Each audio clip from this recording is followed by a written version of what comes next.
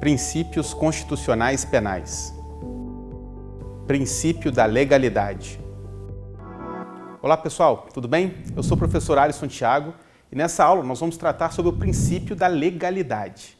O princípio da legalidade é a base do direito penal moderno, já que é ele que impõe um limite ao poder de punir do Estado. Ele serve como uma proteção do cidadão contra eventuais arbitrariedades estatais. Segundo o princípio da legalidade, uma pessoa só pode ser punida quando houver uma lei criminalizando a conduta, estabelecendo a pena necessária à reprovação de determinado ato. Isso quer dizer que essa lei tem que ter sido aprovada e entrado em vigor antes da prática daquela conduta que ela pretende punir. Eu chamo a atenção de vocês para o fato de que não basta a aprovação da lei. A lei deve estar em vigor. E há uma diferença aqui entre a aprovação, a publicação e a entrada em vigor de uma lei. Uma lei ela só pode ser aplicada a fatos ocorridos após a sua entrada em vigor. Como eu disse, não basta aprovação e publicação. A lei deve estar vigorando no momento da prática do fato criminoso para que ela seja aplicada a ele. Durante o período entre a publicação e a entrada em vigor, há o que a gente chama de vacatio legis. Durante esse prazo, os atos praticados não são atingidos pela nova norma e, por isso, não constituem crime. Ou seja, os fatos praticados durante a vacatio legis são atípicos, ou seja, não são considerados crimes. Um outro aspecto muito importante do princípio da legalidade é que ele determina que a conduta proibida, ou seja, o crime, seja descrita de maneira clara no dispositivo penal. Esses dispositivos penais, ou seja, os artigos que criminalizam condutas e estabelecem as punições, as chamadas penas, são muitas vezes chamados de tipos penais. Já as ações ou omissões que se amoldam à conduta criminosa descritas pelo legislador, ou seja, os crimes propriamente ditos, eles costumam ser chamados de fatos típicos. Ao longo do estudo, vocês vão perceber que a expressão tipo penal poderá aparecer como sinônimo de dispositivo legal ou artigo de lei, que, seguindo o princípio da legalidade, acaba criminalizando uma conduta. Dada a sua importância, o princípio da legalidade está previsto expressamente no artigo 5º, inciso 39 da Constituição Federal de 1988, que diz, basicamente, não há crime sem lei anterior que o defina e nem pena sem prévia cominação legal. Por ser uma garantia constitucional que limita o poder punitivo do Estado, ou seja, um direito fundamental de primeira geração, esse princípio é uma cláusula pétrea. Assim sendo, nos termos do artigo 60, parágrafo 4º, inciso 4 da Constituição, ele não pode ser abolido do nosso ordenamento jurídico. Acompanhe o que diz esse dispositivo. Não será objeto de deliberação a proposta de emenda tendente a abolir, inciso 3, a separação dos poderes, 4, os direitos e garantias individuais. A regra de que as garantias penais são insuscetíveis de abolição por meio de emenda constitucional aplica-se a todos os princípios expressamente previstos no artigo 5º da Constituição, pois todos são garantias individuais. Além de estar previsto no texto constitucional, o princípio da legalidade foi positivado na legislação infraconstitucional, inaugurando o artigo 1º do Código Penal. O artigo 1º do Código Penal, ele dispõe que não há crime sem lei anterior que o defina e não há pena sem prévia cominação legal. O fato de o legislador optar por iniciar o Código Penal com o princípio da legalidade demonstra a importância dessa norma para o direito brasileiro. Essa opção legislativa não é uma mera coincidência. O que a gente tem aqui é uma técnica legislativa que eleva a legalidade ao patamar de uma conquista social de extrema relevância. Esse princípio, ele rompe com a ideia de que o Estado pode punir a qualquer custo. E ele fixa limites democráticos ao direito de punir do Estado, que a gente chama também de ius puniendi. A doutrina aponta que o princípio da legalidade possui 4 funções principais. A primeira delas é a de proibir a retroatividade da lei penal. A gente chama de nullum crimen, nulla pena, sine lege prévia. A segunda é a de proibir a criação de crimes e penas pelos costumes. Nullum crimen, nulla pena, sine lege scripta. A terceira função do princípio da legalidade é a de proibir o emprego de analogia para criar crimes, fundamentar ou então para agravar penas. É o nullum crimen, nulla pena, sine lege stricta. E, por fim, temos uma quarta função do princípio da legalidade, que é a de proibir incriminações vagas e indeterminadas. Nullum crimen, nulla pena, sine lege certa. Para fins didáticos, a gente divide o princípio da legalidade em 3 outros subprincípios: reserva legal, anterioridade e taxatividade. Nós já vamos estudar cada um deles, separadamente. Reserva legal. Antes de qualquer coisa, eu só queria lembrar a vocês que alguns autores tratam as expressões legalidade, reserva legal e taxatividade como sinônimas.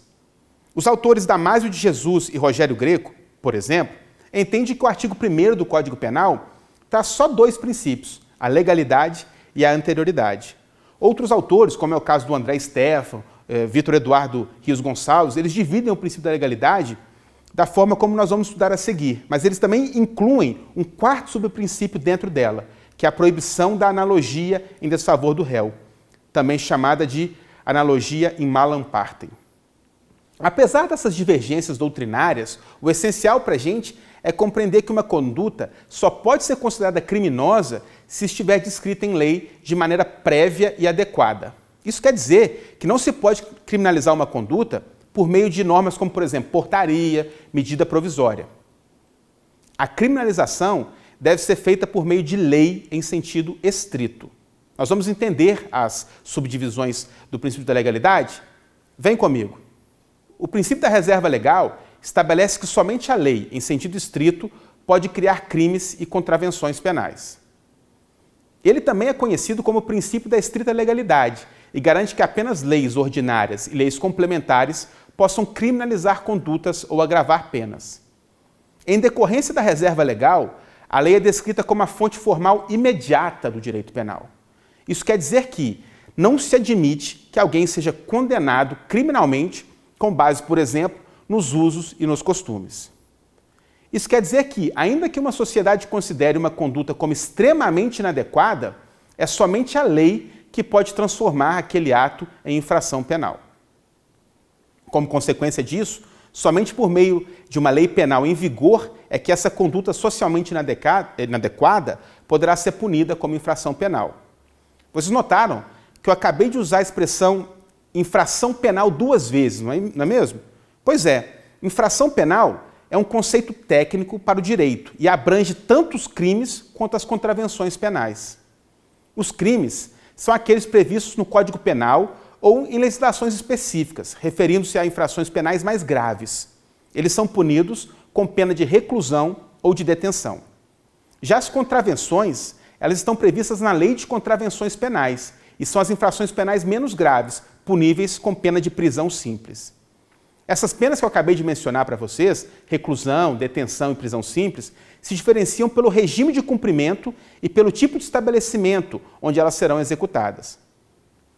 Como somente a lei, em sentido formal, pode criar infrações penais, ou seja, crimes e contravenções, é importante lembrar que o artigo 62, parágrafo 1º, inciso 1, a linha B da Constituição Federal, impede a edição de medida provisória sobre matéria de direito penal.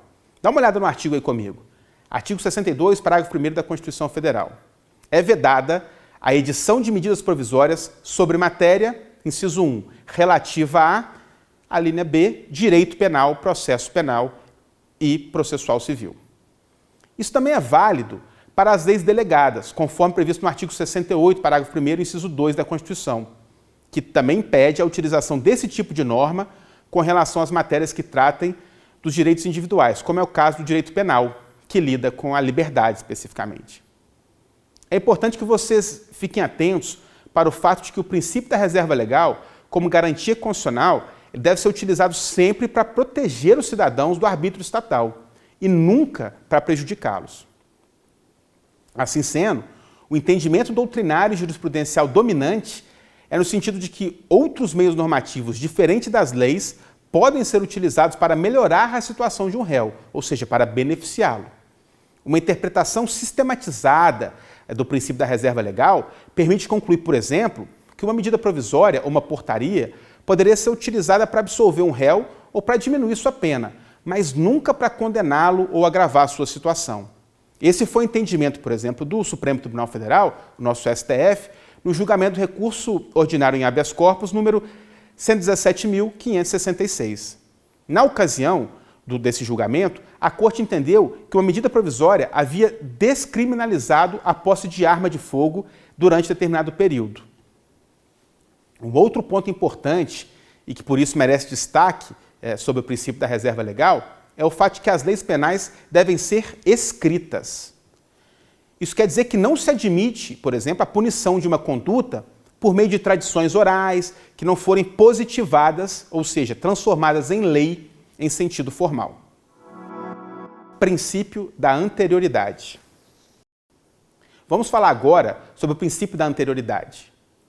Como eu disse para vocês, ele é mais um dos subprincípios que compõem o princípio da legalidade. O princípio da anterioridade da lei estabelece que uma lei penal desfavorável ao réu só pode ser aplicada a condutas cometidas após a sua entrada em vigor. A principal função do princípio da anterioridade é impedir que uma nova legislação penal que seja maléfica ao réu possa alcançar atos praticados no passado. Ou seja, esse princípio impede a aplicação retroativa da lei em desfavor do acusado.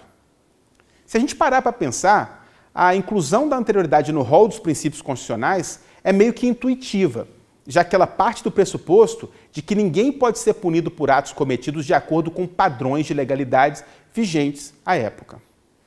Isso reflete a necessidade de garantir que qualquer um de nós não será punido no futuro por ações que tenham sido praticadas dentro da legalidade no passado.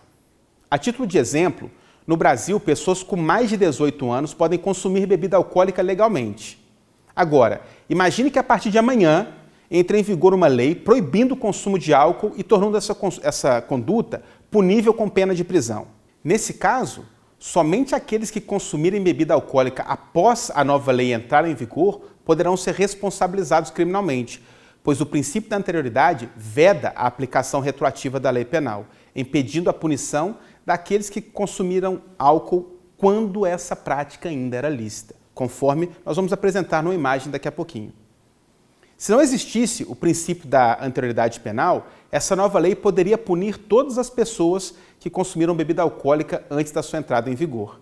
Felizmente, a gente tem o princípio da anterioridade que impede esse tipo de situação e garante que ninguém será punido por algo que não era considerado crime quando a ação foi praticada. Acompanhe comigo aqui na tela. Imagine que no dia 22 de fevereiro de 2024, uma conduta específica não era considerada crime. O legislador vem e no dia 22 de março de 2024, ele aprova uma lei criminalizando aquela conduta. A partir daí, pessoal, a partir do dia 22 de março, nasce um período chamado de período de vacatio legis, que é o período em que está compreendido entre a aprovação dessa lei e a sua entrada em vigor. É importante a gente lembrar aqui que os fatos praticados nesse período de vacatio legis, eles não são punidos. Para que os fatos sejam punidos, a lei já tem que estar em vigor. No caso do nosso exemplo, a entrada em vigor se dá no dia 22 de abril de 2024. Então é somente a partir do dia 22 de abril de 2024 que os fatos poderão ser punidos. Relembro então, entre o 22 de março de 2024 e o 22 de abril de 2024, esse período chamado de vacatio legis, não há punição, ok? O princípio da anterioridade, ele evita que uma nova lei que prejudique a situação do réu, ela possa ser aplicada retroativamente. E eu acho importante mencionar que as novas leis que pioram a situação do réu também são conhecidas como novatio legis impeius. Pode ser considerada uma novatio legis impeius uma lei que cria um crime, uma agravante ou até mesmo uma causa de aumento de pena que torne a punição mais severa. Ou seja, toda lei que agrava a situação do réu é uma novatio legis impeius. Por meio do princípio da anterioridade, garante-se a irretroatividade da lei penal mais gravosa, ou seja, da novatio legis impeius, assegurando que o réu seja julgado de acordo com a lei vigente no momento da prática do crime, caso essa seja mais favorável, mais benéfica a ele. Acho que dá para perceber aqui que a aplicação retroativa de leis seria algo extremamente injusto, já que as pessoas estariam sendo penalizadas por um ato que não era considerado crime no momento da sua prática. O princípio da anterioridade penal protege a sociedade desse tipo de injustiça, evitando que o direito se torne um instrumento de perseguição incompatível com os princípios democráticos estabelecidos pela Constituição Federal de 88. taxatividade. Vamos falar do último subprincípio que compõe o princípio da legalidade, a taxatividade. O princípio da taxatividade penal estabelece que os tipos penais devem ser sempre descritos de maneira clara, precisa e bem definida pela lei, não deixando dúvida sobre a conduta que se pretende criminalizar. A sua aplicação impede que as normas penais sejam vagas e ambíguas, vedando a criação de infrações penais por meio de conceitos abertos e indefinidos. O objetivo central do princípio da taxatividade é assegurar que todos os indivíduos possam prever com clareza as condutas consideradas crimes, contravenções, enfim, as infrações penais, antevendo quais são as consequências jurídicas de sua prática. Isso promove a segurança jurídica e evita também interpretações arbitrárias por parte do Estado. Um exemplo de aplicação do princípio da taxatividade pode ser visto no artigo 121 do Código Penal, que criminaliza o homicídio no Brasil. Leiam comigo aqui o artigo 121. Matar alguém, pena, reclusão de 6 a 20 anos. Veja que a redação desse artigo ela é bem clara e específica. Ela permite que qualquer pessoa que leia tenha a exata noção da conduta proibida, que é a conduta de matar alguém.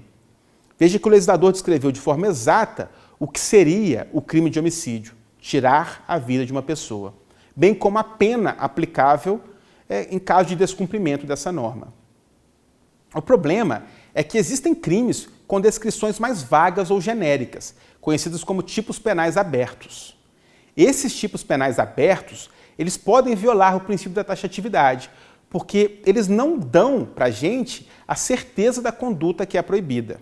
Imaginem os seguintes exemplos hipotéticos.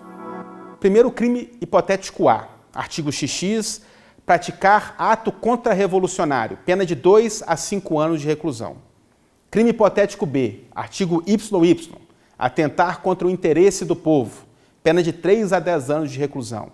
E o crime hipotético C, artigo ZZ, trair a pátria, pena de 5 a 15 anos. Perceba que nesses 3 exemplos, que são hipotéticos, eu criei aqui, eles não existem na nossa lei, eles são muito indefinidos e são muito abertos, de modo que várias condutas poderiam ser encaixadas dentro deles. A interpretação do que seria um ato contra-revolucionário, um atentado contra o interesse do povo, ou então um ato de traição da pátria, poderia variar de acordo com o entendimento de cada indivíduo. Isso é complicado do ponto de vista do princípio da taxatividade. Só para vocês terem uma ideia, o STF, por meio do tema 989, ele tem debatido atualmente a constitucionalidade do crime de ato obsceno previsto no artigo 233 do Código Penal. Esse artigo diz lá, praticar ato obsceno em lugar público ou aberto ou exposto ao público, pena de detenção de 3 meses a 1 ano ou multa. A discussão que ainda está pendente de julgamento lá no STF, ela gira em torno da taxatividade desse tipo penal. Tem muita gente que entende que esse tipo é muito vago, porque é difícil a gente entender o que seria, na verdade, um ato obsceno. Cada pessoa tem um entendimento diferente sobre o que é obsceno e o que não é. Essa imprecisão na conceituação do que seria um ato obsceno, ela poderia gerar uma série de problemas na interpretação, por exemplo, de obras de arte, ou de comportamentos, ou de alguns gestos. Às vezes, o mesmo comportamento poderia ser considerado obsceno para alguns e não obsceno para outros. Estão vendo, então, o tamanho do problema e da importância do princípio da taxatividade? Esse princípio ele exige que as leis penais definam exatamente quais condutas são consideradas criminosas. Ele diz que as leis devem ser certas, ou seja, determinadas, e de fácil entendimento. A gente tem que evitar, então, o uso de termos vagos, ambíguos, na hora de criar uma legislação. Então, não pode deixar dúvida sobre o que é proibido. Eu queria lembrar para vocês também que, seguindo toda essa lógica, o juiz deve ficar adstrito ao que está escrito na lei. Ou seja, ele não pode fazer uma interpretação extensiva e incluir no tipo penal outras condutas que não sejam aquelas claramente descritas no tipo penal. Em resumo, só pode ser punido criminalmente quem cometeu uma ação que foi expressamente prevista como infração penal pela lei. Pessoal, acesse o QR Code na tela para você ouvir o podcast Princípio da Legalidade no Direito Penal. Audição Jurídica número 002. É de um canal chamado Audição Jurídica. Nesse episódio, há uma explicação sobre como o princípio da legalidade é aplicado ao direito penal. Ele apresenta reflexões bem importantes acerca desse instituto.